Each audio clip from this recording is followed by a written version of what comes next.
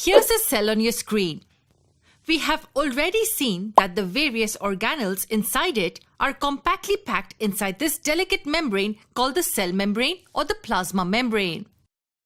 We've even seen that the cell membrane makes use of diffusion process to transport gas and water molecules in and out of the cell. However, diffusion is not the only process employed. There are a few more on the list. Let's have a look at these methods in this video. Tell me one thing, how do we transport water from a lower height to a higher height? We need a pump. Because this does not happen on its own. A force or some energy is required to pull the water upwards. Similarly, in a cell, some molecules have to be carried inside or moved outside the cell. This requires energy to be spent. The energy used is in the form of ATP molecules. This is called as active transport. That is, active transport requires expenditure of energy. The transportation is carried out by protein molecules present on the cell membrane. On the other hand, diffusion does not require energy. Hence, it's a type of passive transport.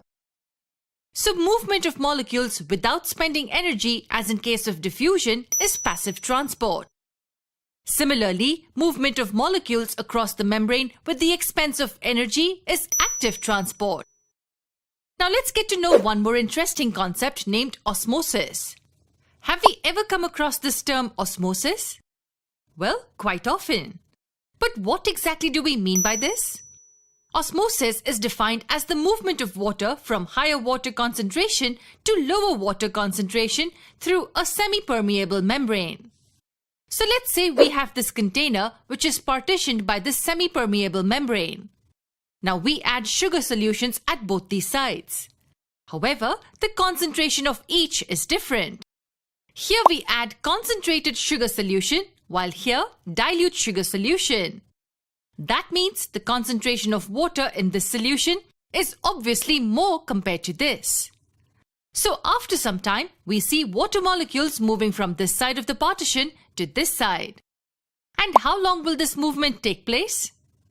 It will occur till the concentration of water is balanced, that is, equalized on both the sides. This is nothing but osmosis.